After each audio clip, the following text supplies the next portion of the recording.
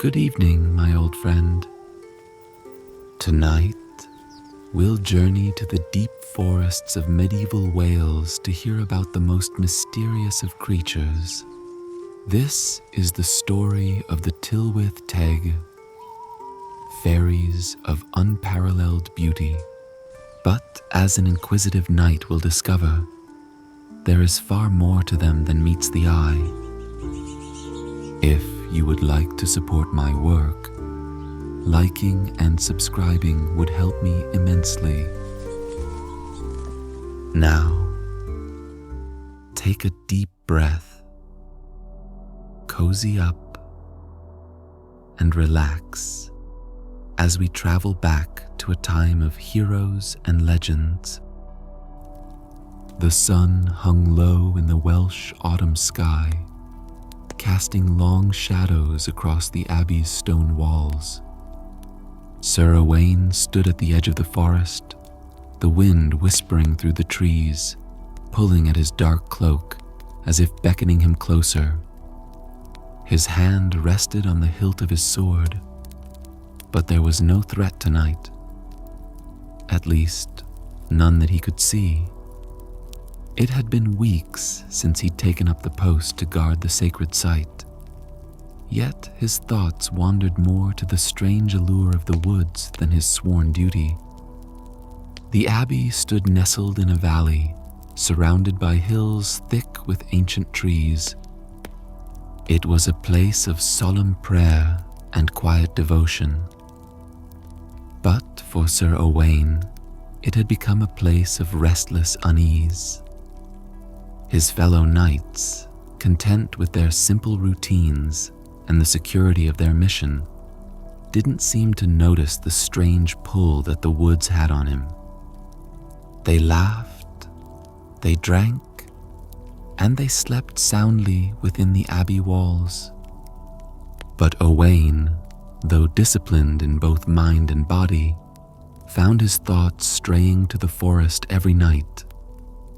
Something called to him from the shadows, something old, something that hummed with life in the earth and air. Fairies, most likely, one of the older knights had said with a smirk, noticing Owain's distraction a few nights ago. The locals believe the woods are enchanted, home to the Tylwyth Teg. It's said they're beautiful, aye, but tricksy. Best to leave them be, Sir Owain. No sense wandering where you aren't welcome. Owain had laughed it off, but the words lingered. He'd heard of them in old stories, from his mother when he was a boy. He had been told that they danced under the moon. Beautiful creatures who could bless or curse a man depending on their mood. Mere legends, surely, but still, there was something in the woods, something that drew him nearer with each passing day. It wasn't just the trees or the way the light fell through their branches. It was the feeling that the forest was alive with secrets. He could feel it on the back of his neck, a tingling awareness whenever he ventured close to the tree line. The other knights didn't seem to notice the way the forest breathed, the soft sighs in the wind that carried whispers too faint to understand. That evening, as the sun dipped below the horizon, Sir Owain found himself at the abbey's edge once more, staring into the fading light of the forest. His duties for the day were done, the relics safe in the abbey's vault, and his fellow knights had long since retired to the warmth of the fires inside. But the forest, it was calling again. This time, he couldn't resist. He tightened his cloak around his shoulders and stepped into the tree line, his boots crunching softly on the fallen leaves. The temperature seemed to drop as soon as he entered the woods, the cool air kissing his skin, The deeper he went, the quieter the world around him became. The sound of the abbey's bells faded into the distance, leaving only the rustle of leaves and the occasional hoot of an owl. The path was faint, worn over time by the feet of travelers long forgotten, but it was enough to guide him deeper. As he walked, his mind wandered back to the stories his mother used to tell by the hearth. She'd spoken of the Tylwyth Teg with a kind of fearful reverence, as if they were creatures of both wonder and dread. She said they were neither good nor evil, but something entirely their own, beings of the earth, older than men, who lived by a code that mortals could never understand. They dance in circles under the stars, she had said, and if you're lucky enough to see them, you must never step into their ring, for once you're caught in their dance, you'll never be the same again. Sir Owain shook the memory from his mind. He was a knight, a man of reason, not of fairy tales. And yet, the woods felt different tonight. The air seemed thicker, the shadows longer, and there was a tension in the stillness, as if the trees themselves were holding their breath. He walked for what felt like an eternity, but in truth, it couldn't have been more than an hour. The moon began to rise, casting a pale glow through the canopy above. And just as he thought to turn back, to return to the warmth of the abbey, something caught his eye. In the distance, through the trees, faint lights flickered like distant fireflies. At first, they were barely visible, small pinpricks of light dancing between the trunks. But as he moved closer, the lights grew brighter, moving with purpose, like lanterns carried by invisible hands. Sir Owain's heart quickened. His rational mind told him to turn back, to leave the lights alone, but something stronger urged him forward. Curiosity, or perhaps the very pull of the forest itself, drove him deeper into the woods. The air around him grew colder, but he barely noticed, his focus fixed on the flickering lights ahead. As he neared, the lights began to move faster, as if they were leading him somewhere. He quickened his pace, eager to discover the source of the strange glow. And then, through a break in the trees, he saw it. A clearing bathed in moonlight, and at its center, a perfect ring of mushrooms, glowing faintly under the light of the full moon. The fairy ring glowed faintly beneath the silver light of the moon, each mushroom illuminated as if lit from within. It was more than just a circle of fungi.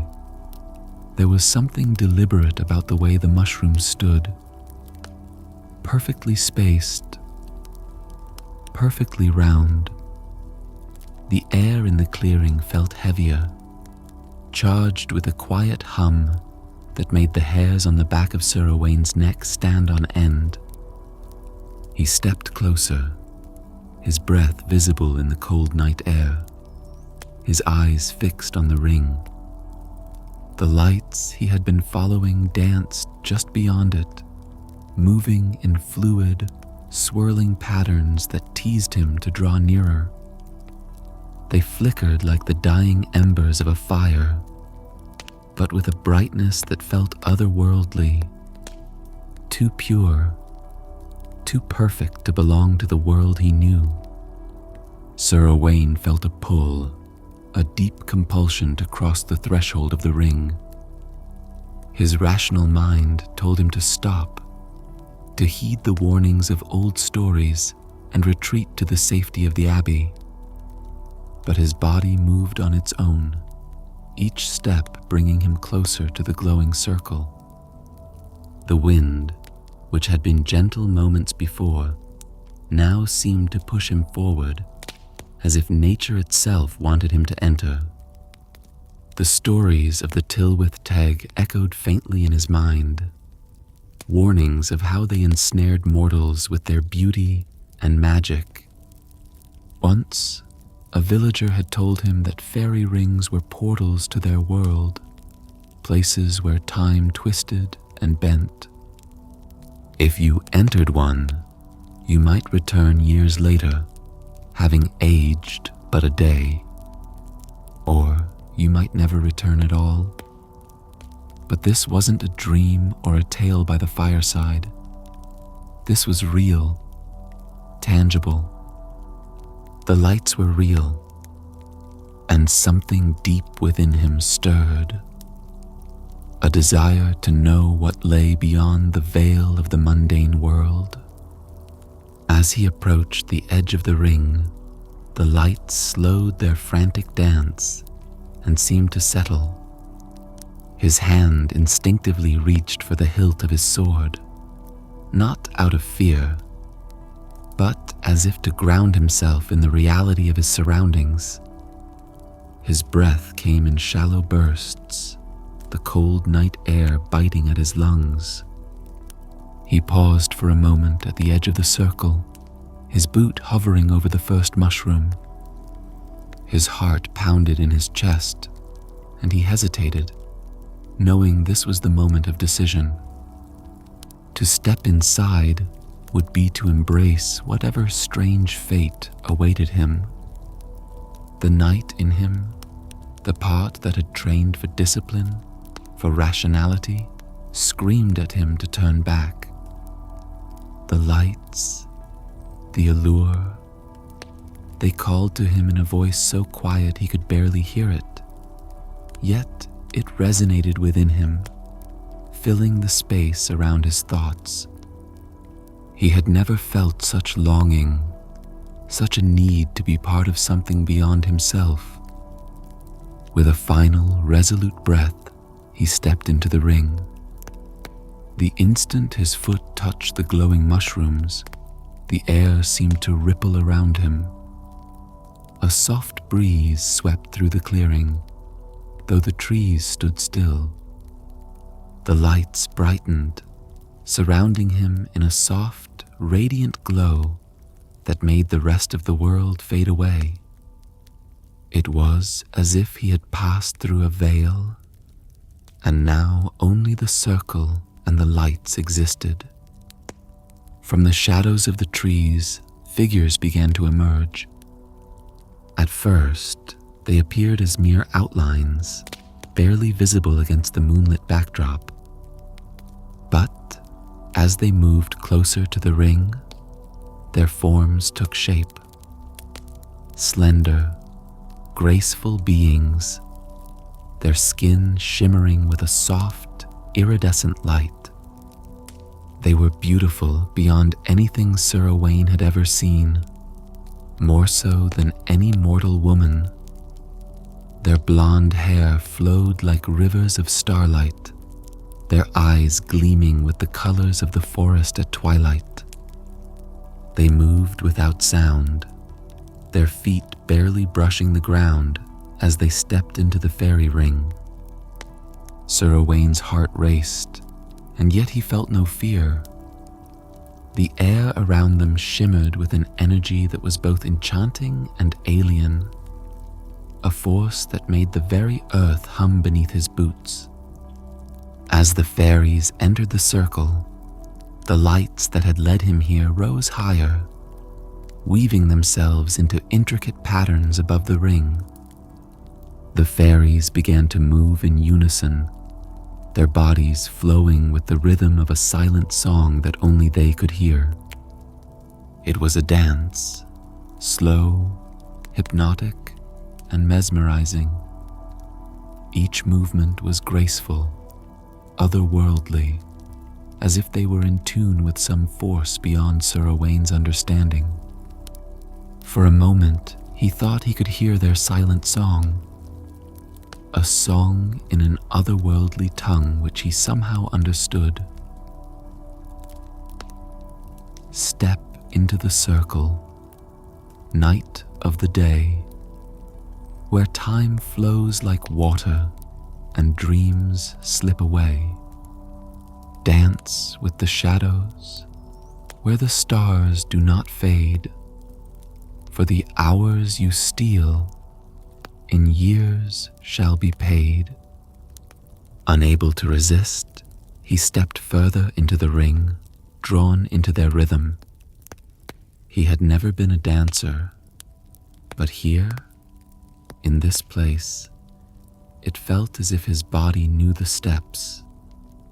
He moved with the fairies, mirroring their fluid motions, and for a brief moment, all the weight of the world lifted from his shoulders. There was no war, no duty, no abbey or king. There was only the dance, the moon, and the fairies. Whether minutes passed or hours, Sir Owain couldn't tell.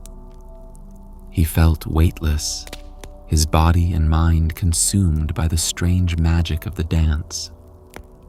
Every step, every turn seemed to draw him deeper into the trance. The world outside the ring faded into nothingness, leaving only the glowing mushrooms beneath his feet and the fairies beside him. And then, in the midst of the dance, something changed. The fairies' movements grew faster, more frenzied. Their soft, enchanting smiles twisted into something sharper, more predatory. The lights above the ring flickered, their warm glow shifting to a colder, harsher light.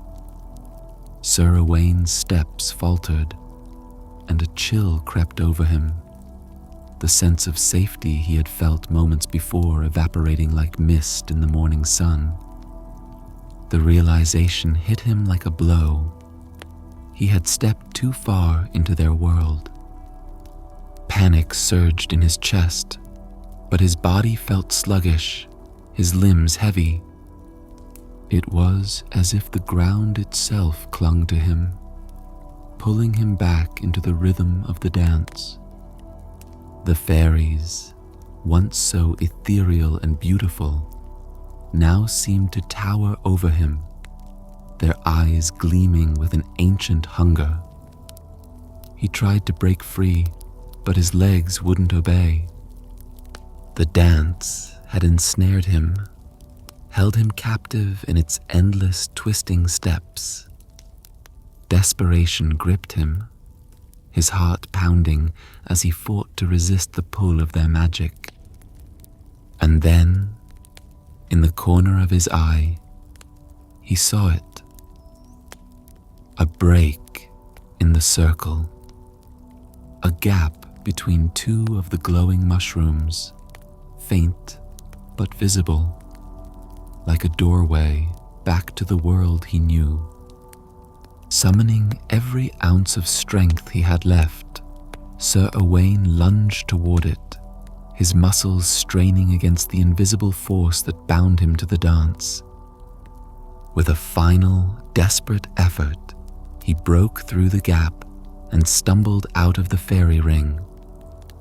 The moment his feet left the mushrooms, the world snapped back into focus.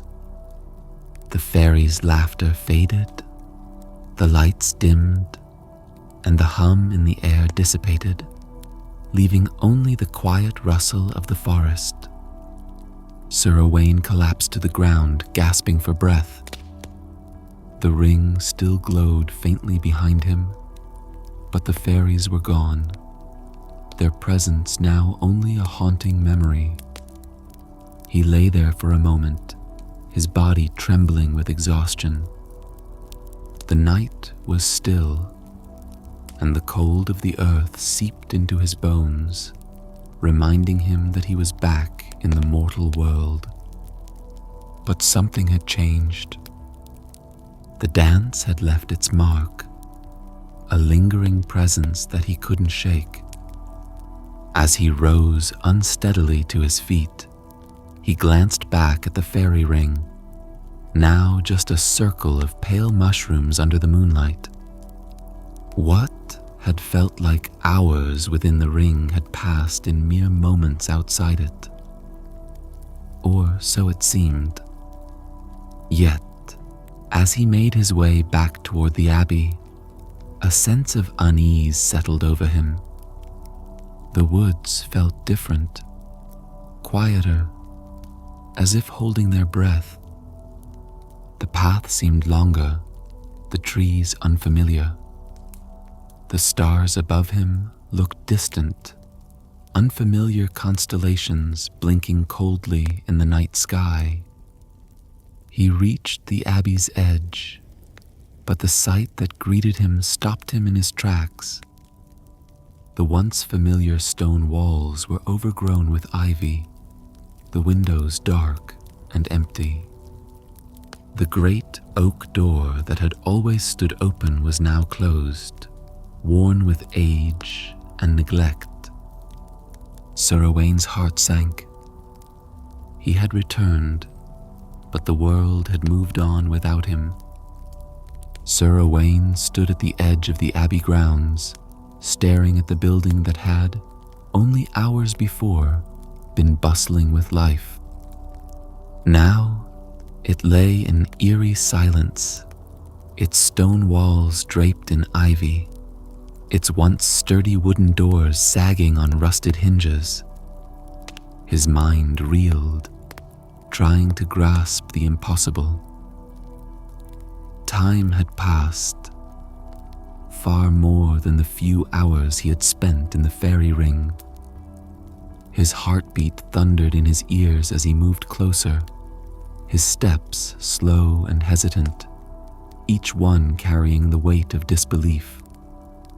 The air was different now, colder, thicker, as though the world itself had shifted in his absence. The stars above, which once felt so familiar, now seemed strange and foreign, twinkling in unfamiliar constellations. The forest, too, was quieter, watchful, as though it waited for his next move. Sir Owain reached the abbey doors and laid his hand on the rough wood, the texture alien beneath his fingers. The door gave way with a groaning creak, swinging inward to reveal a darkness so profound it seemed to swallow the faint moonlight behind him. Inside, the air was stale, filled with the scent of decay and abandonment. Dust coated the stone floors, and the remnants of the knight's once proud banners hung limp and torn on the walls. His heart pounded in his chest as he stepped inside, each echoing footstep driving home the reality of what had happened.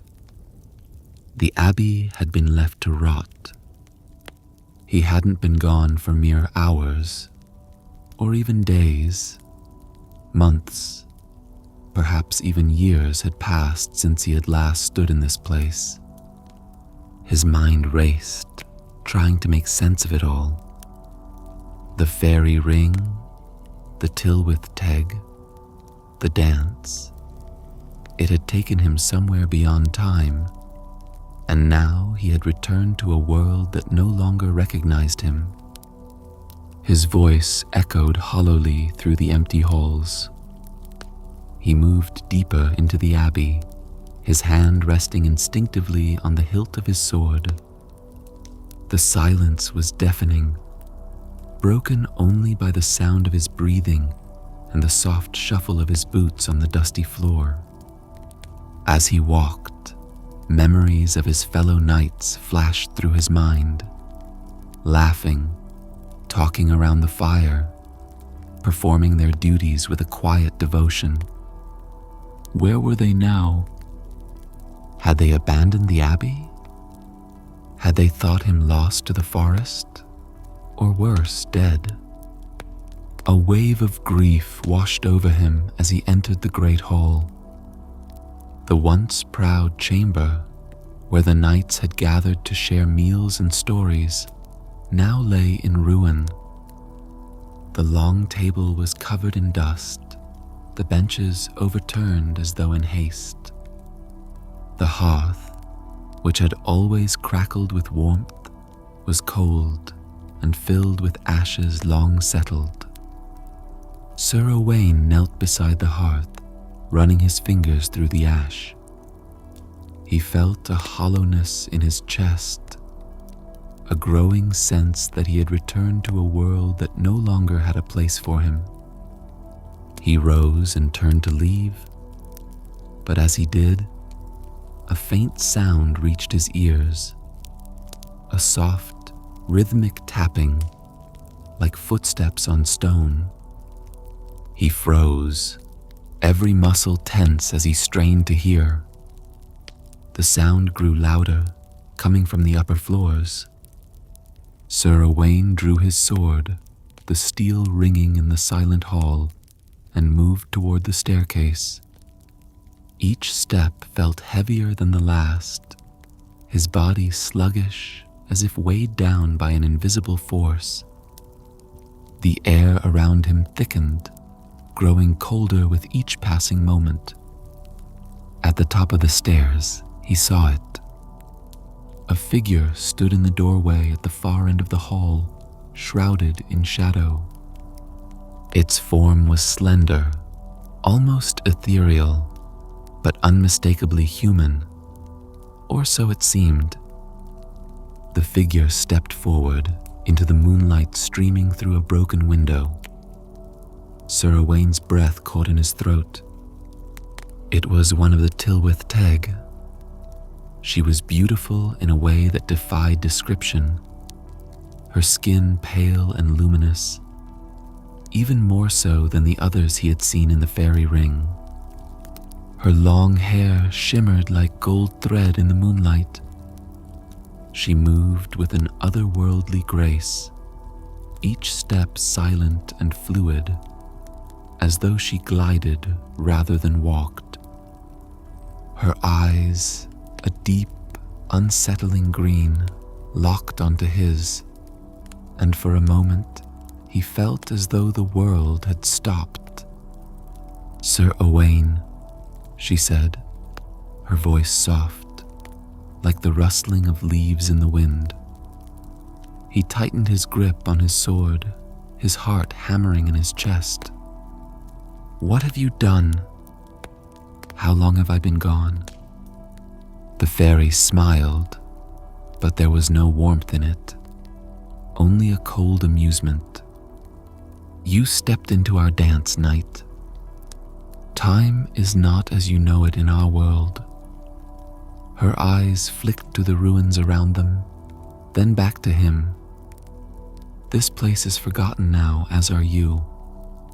A cold dread settled over him. The world had moved on without him. The men he had once called comrades were gone, the abbey abandoned, and everything he had known was lost. "You were not meant for this world, Sir Owain," the fairy continued, stepping closer. "But you can still belong to ours." He backed away, his instincts screaming at him to flee, but his body felt leaden, as if the weight of the air itself pressed down on him. The fairy reached out, her fingers brushing lightly against his arm, and the sensation sent a jolt of cold through his veins. "I can feel it," she whispered, her voice almost tender.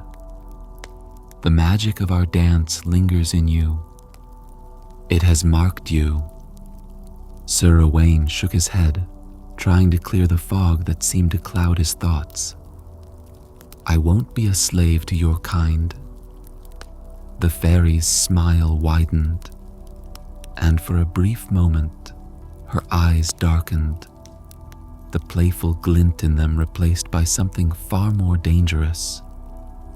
We do not enslave, we offer freedom, freedom from the burdens of mortality. You would be one of us, forever young, forever free. Her words were like honey, sweet and tempting. And for a fleeting moment, Sir Owain felt the pull of her offer. The thought of escaping his now chaotic world, of living without the pain of discovering what had happened to his friends and family in the years that had been stolen from him. It was alluring, but deep within him, a part of him resisted. A part of him that remembered who he was, what he stood for. "I won't," he said, his voice firmer now, though his limbs still felt heavy. "I am not yours." The fairy's expression soured, and the cold in the air grew more pronounced. She stepped back, her gaze hardening. "But know this, our dance is not so easily escaped. You may leave this place, but you will never be the same." With that, she turned and disappeared into the shadows, her form dissolving like mist in the moonlight. The air around him lightened, the crushing weight lifting, and Sir Owain staggered back, his sword falling limp at his side. He stumbled toward the doorway, the remnants of the fairy's words echoing in his mind. As he stepped outside the abbey, the moon hung high in the sky, casting a pale glow over the forest. The woods, once vibrant with life, now felt alien and unwelcoming. The path that had once led him so confidently to the abbey seemed strange and distorted, as though the world had shifted while he was gone. And perhaps it had. Sir Owain's heart weighed heavy in his chest as he made his way back toward the village, each step a reminder of how much he had lost. The fairy's final words clung to him like a shadow, a warning he couldn't ignore. "You may leave this place, but you will never be the same." The village that Sir Owain once called home lay nestled in the valley beyond the abbey, surrounded by rolling hills and bordered by the dense forests that now seemed to whisper his name. As he approached, something felt off. The landscape was familiar, but the details seemed skewed, as though the world itself had aged while he remained untouched by time. His footsteps were heavy with exhaustion as he crossed the final ridge and saw the village in the distance. A strange sense of dread pooled in his gut. The village had always been a place of comfort, its warm hearths, its familiar faces. But now it felt like an unknown entity, foreign in a way he couldn't quite understand. The sky had begun to lighten with the early morning glow, but the village looked different. The once vibrant fields appeared overgrown, untended. No smoke rose from the chimneys. The houses, though standing, seemed worn and tired, as if they had weathered many long winters since he had last seen them. Sir Owain quickened his pace, his legs protesting the movement, still heavy with the lingering chill of the fairy magic. He felt like a man walking through a dream, with each step dragging him deeper into an unfamiliar version of the life he had once known. As he neared the first house, he paused, his heart hammering in his chest. The shutters were closed, and the garden out front, which once bloomed with vibrant herbs and flowers, was overgrown with weeds. He moved closer, peering through the small gap between the shutters. Inside, he saw only dust-covered furniture and the dim glow of early dawn filtering in. No life stirred within.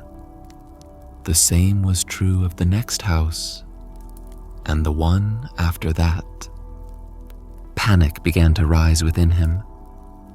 Had the village been abandoned, like the abbey? He pushed forward, his mind racing with terrible possibilities.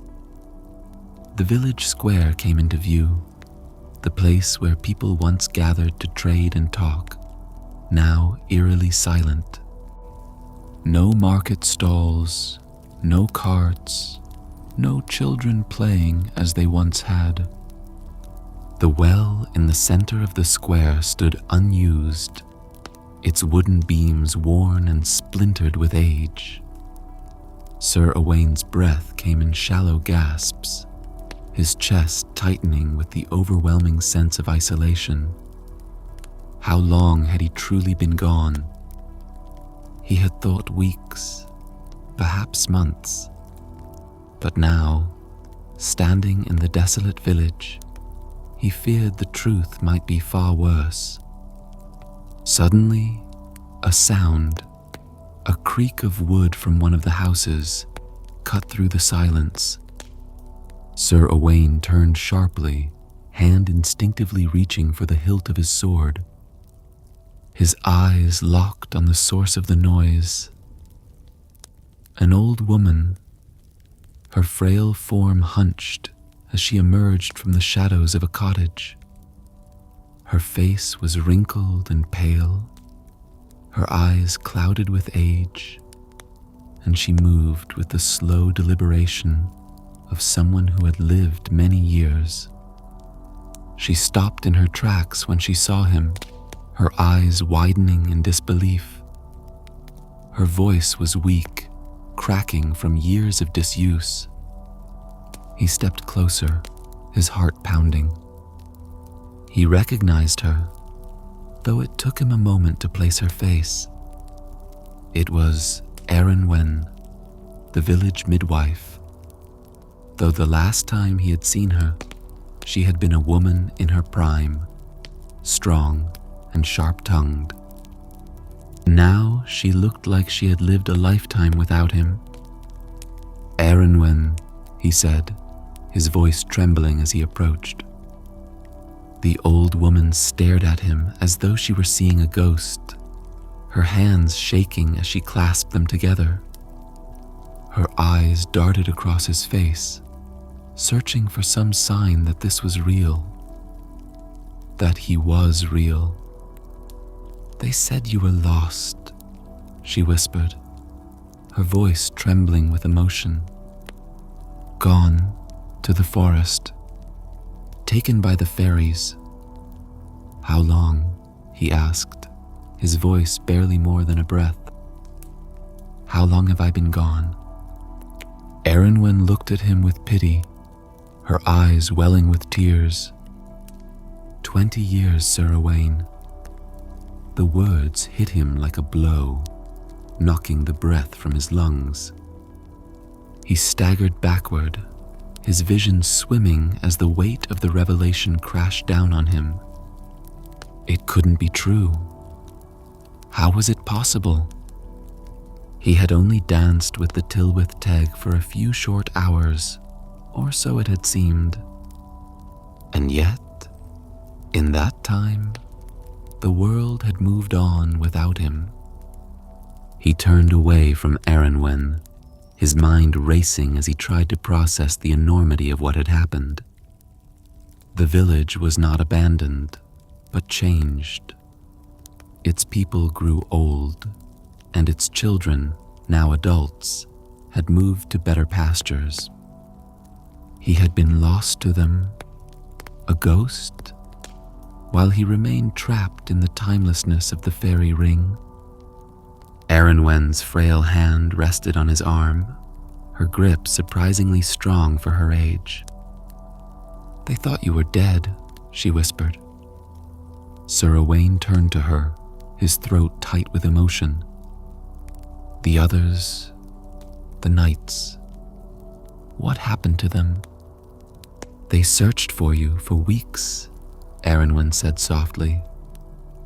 "But the woods, they found no trace of you, only whispers.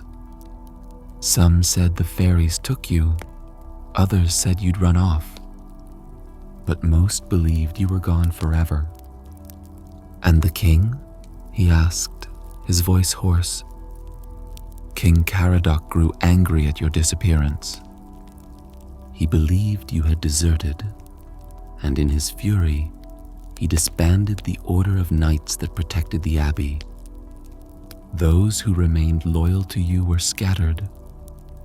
The abbey was raided by brigands from Gwynedd and its relics taken." Sir Owain's chest tightened. His disappearance had shattered more than just his own life.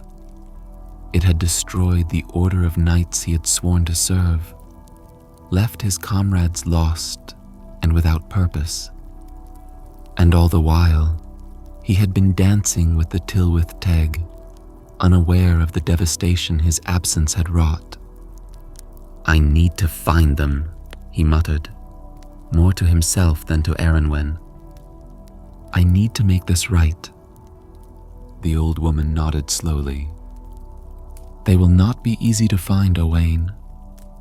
Many have left these lands, but there is one who might still help you."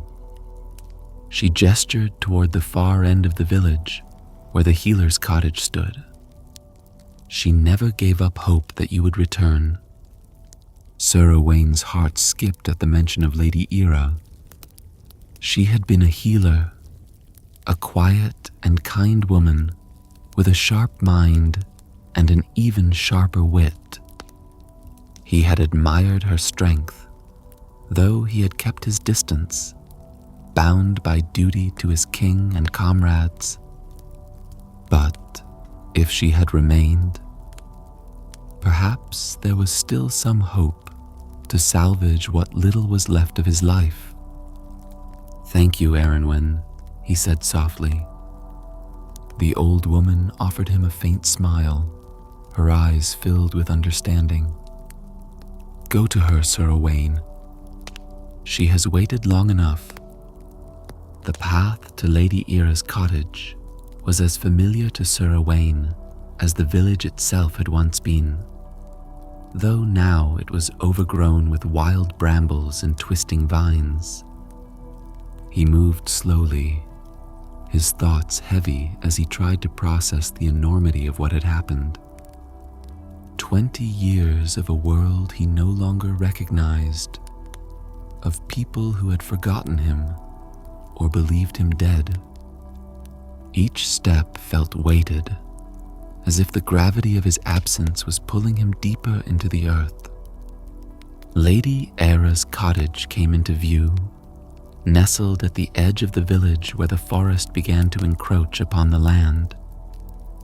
The small house looked much the same as it had in his memories, though a little more weathered, as though time had worked its slow decay into the very stones.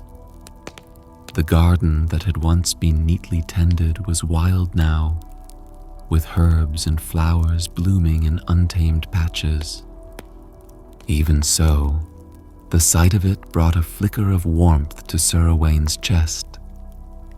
He had always admired Era's quiet strength, her dedication to healing and to the people of the village.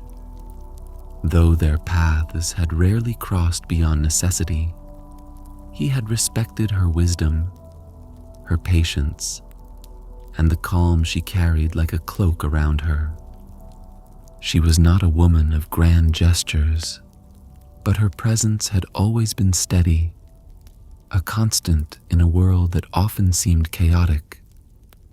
He paused at the threshold of the garden, unsure of how to approach her after so many years. What could he possibly say to someone who had watched the world change while he had vanished into the timeless void of the fairy ring. How could he explain the unexplainable? Before he could decide, the door to the cottage opened and Lady Era stepped out. She stopped in her tracks, her hand hovering over the doorframe as she stared at him, her breath catching in her throat. Owain. Her voice was barely above a whisper, thick with disbelief. She looked older now, her face lined with the marks of years lived without him.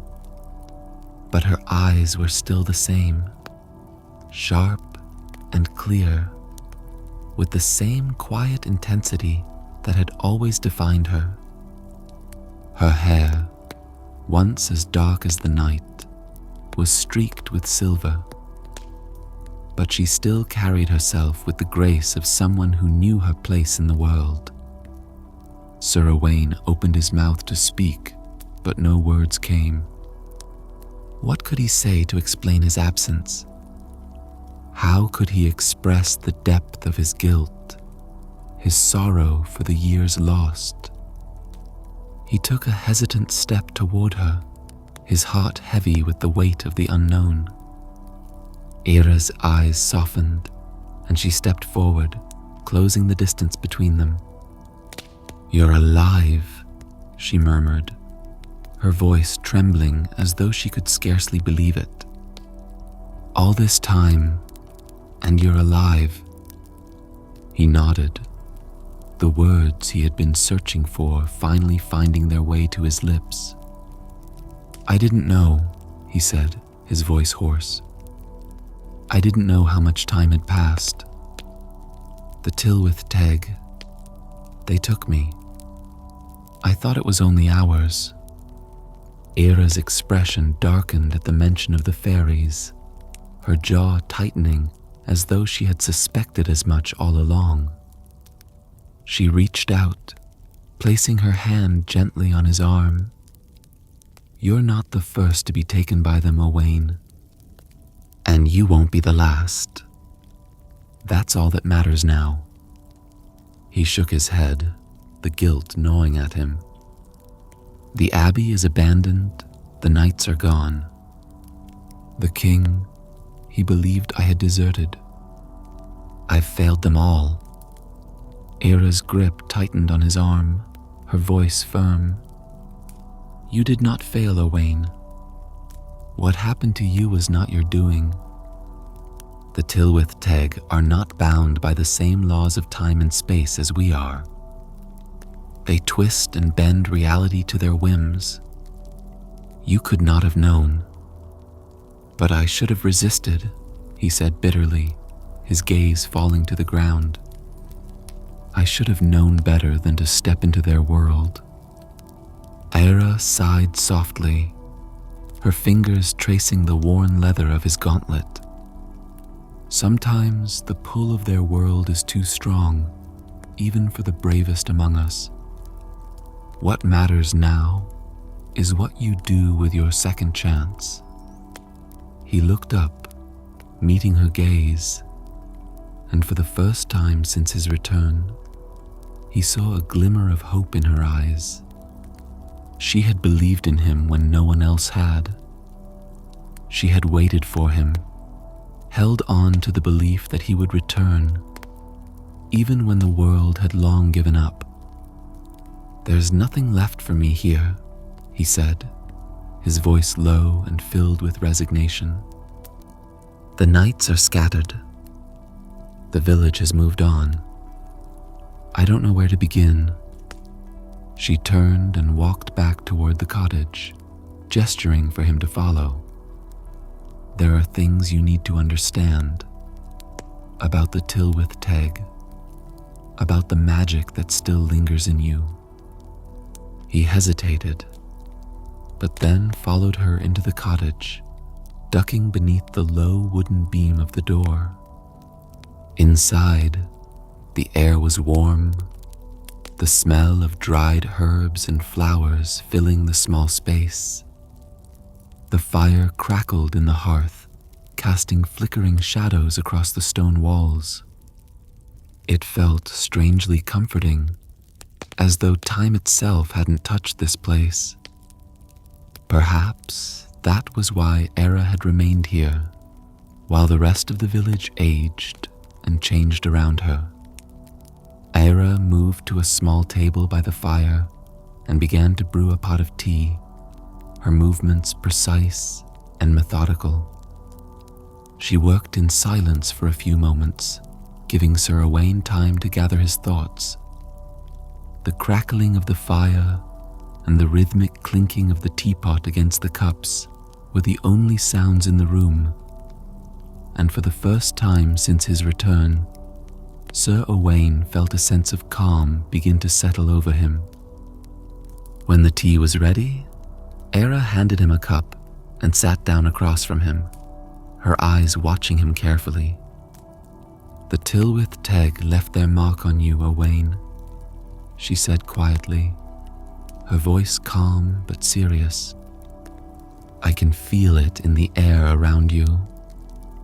Their magic still clings to you." Sir Owain blinked in surprise. I don't understand. I thought I escaped them." "You escaped the ring, yes," she said, sipping her tea. "But they don't let go so easily. Their magic seeps into the soul. You are changed, even if you do not feel it yet." A cold shiver ran down his spine. He had felt strange since his return, disconnected, like the world no longer fit around him. But he had dismissed it as the shock of everything he had lost. Now, as he sat before Era, her words seemed to settle deep within him, stirring something he hadn't fully acknowledged. "What does that mean?" he asked, his voice barely above a whisper.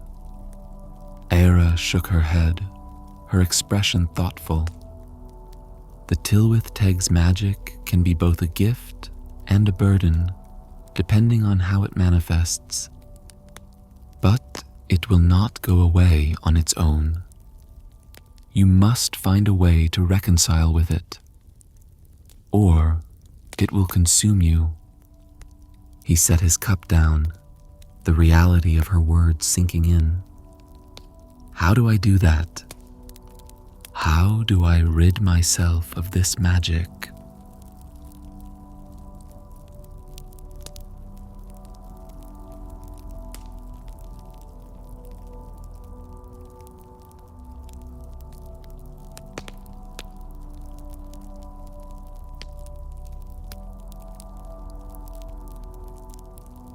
Era's gaze drifted to the fire, the light casting long shadows across her face. For a moment, she was silent, as if weighing how much to reveal. Finally, she looked back at Sir Owain, her expression grave. "There is no simple way to cast out such magic, Owain. It is not like a wound that can be healed, or a poison that can be drawn out. The Tylwyth Teg are woven into the very fabric of the world, older than kingdoms, older than our understanding. When you stepped into their circle, you entered their world, and you came back with a piece of it inside you." She paused, letting her words sink in. Sir Owain's mind whirled with the implications, the realization that the night in the fairy ring had done more than steal 20 years. It had fundamentally altered him. Era continued, her voice low and serious. "There is a story, an old one, passed down through generations in these hills. It speaks of a warrior like you who once strayed too close to the fairies' realm." Sir Owain leaned forward, drawn in by the tension in her voice. "What happened to him?" Era's eyes gleamed in the firelight. a distant look settling over her features as she recounted the tale. Long ago, before the abbey was built, there was a warrior named Mabon. He was fearless, unmatched in battle, but prideful. One night, he followed the sound of music into the woods, music that no human had made. He came upon a circle of the Tylwyth Teg, just as you did, and he joined their dance, enchanted by their beauty and their promises of joy. Her voice grew softer, more somber. The fairies welcomed him, and in their world, time slipped away. Mabon thought he danced for an evening, but when he returned, he found that decades had passed, his family gone, his village changed. Like you, he carried their magic inside him, and it weighed on him like a shadow. Sir Owain's grip tightened on the cup in his hands. How did he rid himself of it? Eire sighed, her expression darkening. But he discovered that iron could disrupt their hold over him. He forged an iron blade and returned to the fairy ring, where he struck the earth with his sword, driving a wedge between their world and his own. It caused the Tylwyth Teg great pain, severing their magic from his body. But it left a scar on him, burned into his chest, a reminder that their world had marked him forever. The room fell silent, the crackling fire filling the space between them. Sir Owain felt a chill run through him, imagining the warrior standing alone in the darkness, wielding iron against the shadows of another realm. The story echoed his own experience too closely, and he could almost see himself in Mabon's place, struggling against the weight of a world he could never fully escape. "Why iron?" he asked, his voice barely more than a whisper. "Why does it harm them?" Eire gave him a small, sad smile. "Iron is of the earth. It is raw, unyielding, a symbol of the mortal world. The Tylwyth Teg are beings of air and shadow, of things that shift and change. Iron represents everything they are not, fixed, grounded, real. It burns them, drives them back into the places where the mortal and the otherworldly do not touch." She reached behind her, opening a small wooden chest on the table. From it, she withdrew a dagger, its blade simple but well forged, the iron dark and slightly pitted with age. She held it out to him, her fingers brushing the hilt. "This is no enchanted weapon, no ancient relic. It is just iron, plain and strong. But in your hands, it can break the spell that binds you to them. If you choose to confront the Tylwyth Teg, this will keep you anchored to our world. But know this, Owain, using it will not be without pain. You may sever their hold, but you will be marked as Mabon was." Sir Owain took the dagger from her, feeling the cold weight settle into his palm. He turned it over, the firelight reflecting off the dull edge. It felt reassuring, solid, an anchor in a world that had grown strange around him. "And if I don't?" he asked, looking back at her. "If I let their magic stay inside me, what happens then?" Eire's expression turned serious, a shadow passing over her face. "Then it will grow. It will change you in ways you cannot control.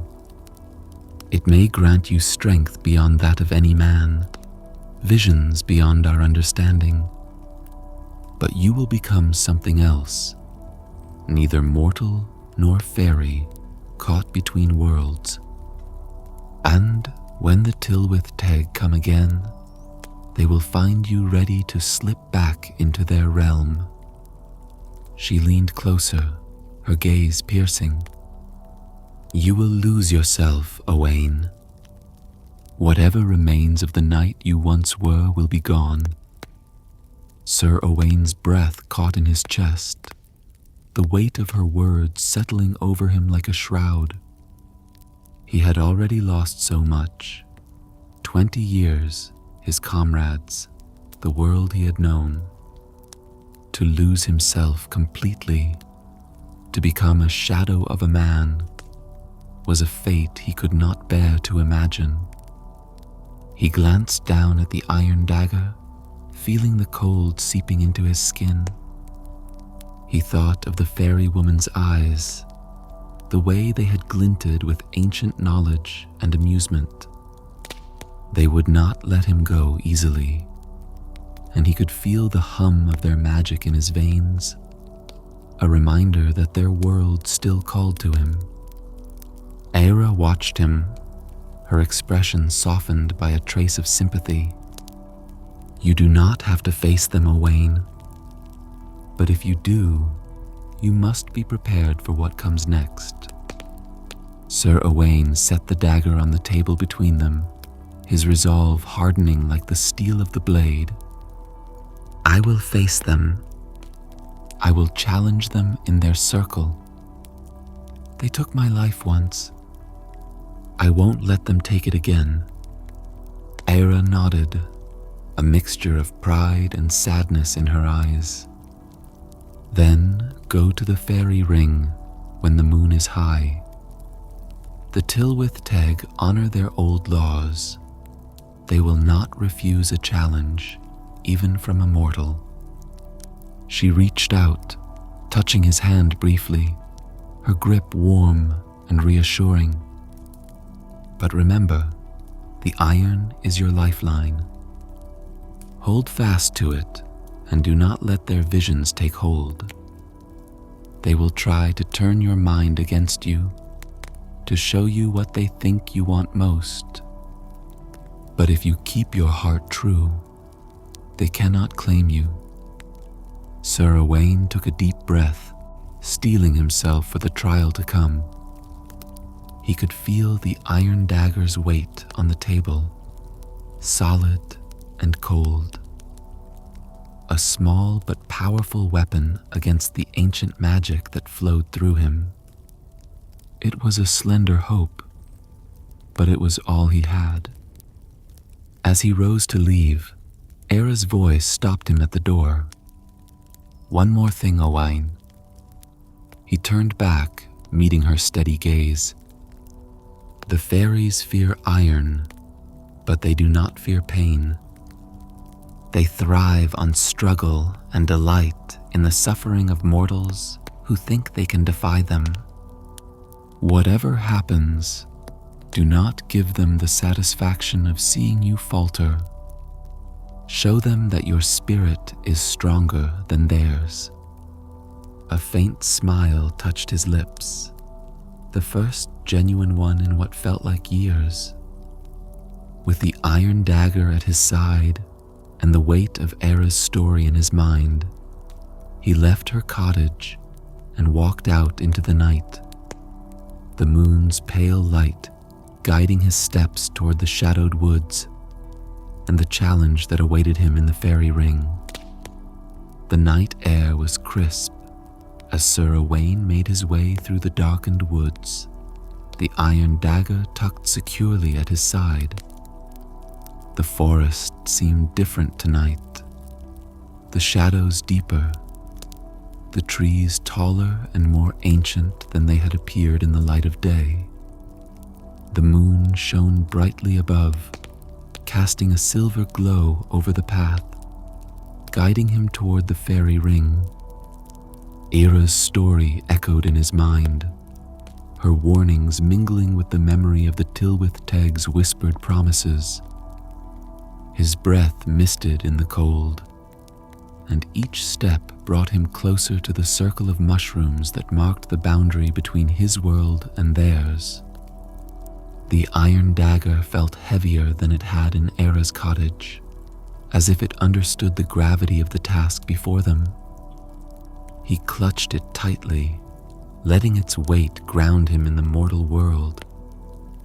As he reached the ring, the air changed, growing thicker, charged with a strange energy that made his skin prickle. The circle of mushrooms glowed faintly, their pale caps reflecting the moonlight in an otherworldly shimmer. The wind shifted, carrying with it a faint, haunting melody that sent a chill through him. He stepped into the circle, the earth soft beneath his boots, and the strange music grew louder, swirling around him. For a moment, doubt gnawed at him. Could he truly face them? Was he strong enough to resist their magic? But then, he remembered the weight of 20 lost years, the faces of those who had been left behind, and the life he had fought so hard to reclaim. Taking a deep breath, he raised the iron dagger, its blade glinting in the moonlight. He called out into the shadows, his voice steady and clear. "I know you hear me. I challenge you to a dance, one last time." The wind stilled, the night falling into a deep silence. And then, from the edge of the circle, shadows moved, slipping between the trees like liquid. Figures emerged from the darkness, slender and graceful, their eyes gleaming with an eerie green light. They wore expressions of curiosity and amusement, but beneath their smiles was a sharpness, a hunger. The fairy woman who had confronted him before stepped forward, her silver hair flowing like water, her eyes narrowing as they settled on the iron dagger in his hand. "You return to our circle, knight," he could feel her saying, although her mouth made no movement. Sir Owain shook his head, meeting her gaze without flinching. "I have come to win my freedom. If I can resist your enchantment, you will release me from your hold. That is my challenge." She smiled and stepped back, and the other fairies joined her, forming a circle around him. Their movements were fluid, unnatural, as if they were not bound by the same laws of gravity that held him. The air shimmered with their presence, and the melody, both haunting and beautiful, grew louder, filling the space between them with a song that tugged at the edges of his mind. Their steps stirred the shadows, and the circle of mushrooms glowed brighter, casting long, twisting shapes over the ground. The song wrapped around Sir Owain like a silken thread, weaving through his thoughts, his memories, pulling at the hidden desires he had buried since his return. Visions flickered before his eyes, visions of endless youth, of nights spent dancing beneath the stars with the Tylwyth Teg, laughter on his lips. He saw himself among them, free of the burdens of time, of pain and loss. He saw a world without suffering, where every moment was filled with beauty and light. The temptation struck him like a wave, almost pulling him under. But the iron dagger pressed against his side, cold and solid, grounding him in the reality he had chosen. He tightened his grip on the hilt, focusing on the sensation of the metal in his hand. He thought of Era's warning, of the story she had told of Mabon, who had used iron to sever the fairy's hold. He would not let himself be lost again. He began to hear voices whispered through the song, words curling around his thoughts like smoke. You need not struggle, Owain. You could have a place among us. Power, immortality, freedom from the burdens of your mortal life. Is that not what you truly desire? Sir Owain's mind wavered, the vision of eternal youth and power tantalizingly close. But he remembered the faces of his fellow knights, the warmth of the hearth in Era's cottage, the laughter of children in the village. These were the things that made life worth living, even with its hardships. He shook his head, forcing the vision away. No, he growled, his voice cutting through the melody. I have chosen my world. I have chosen my life. The Tylwyth Teg song shifted, growing more insistent. They spun faster around him, their movements a blur of light and shadow, their eyes burning with a beautiful yet cold light. The pressure built, crashing against his mind like a tide, threatening to drown him in their promises of a life without pain.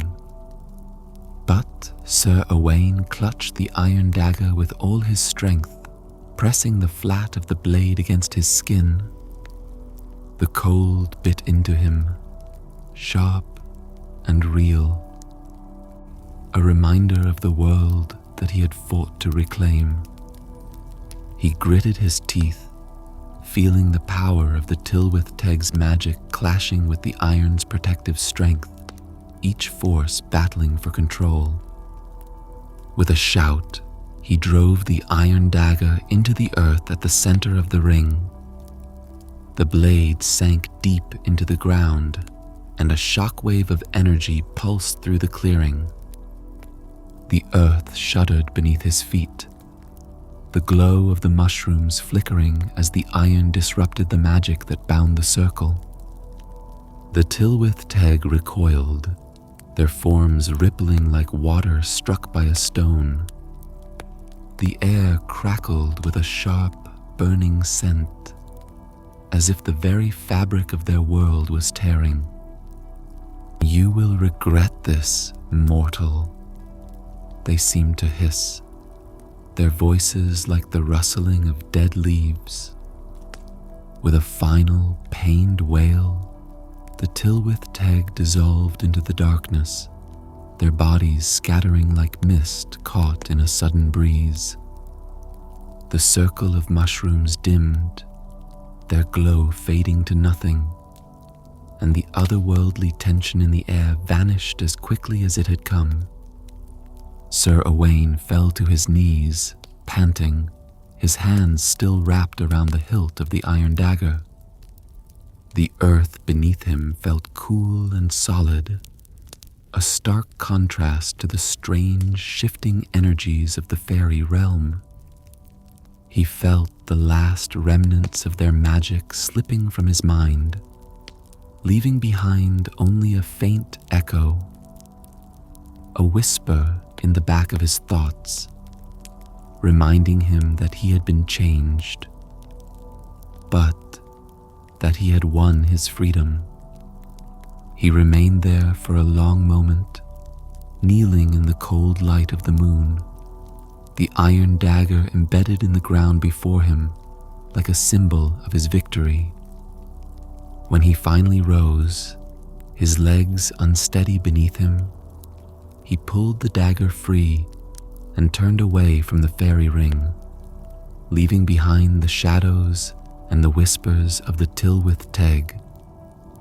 The path back to the village stretched out before him, illuminated by the first pale light of dawn, he knew that the battle was not without cost, that he would always carry a part of their world within him. But he had faced the Tylwyth Teg and emerged with his soul intact. And as he walked through the forest, the iron dagger at his side, he knew that he had chosen his path. No matter how uncertain the future might be, it was a path he would walk with his head held high. That is the end of our story. For those of you who are still awake, I hope you have enjoyed my story, and I wish you a blessed night. For those of you who have fallen asleep, I will continue to play gentle music to prevent an auto-played video from waking you up.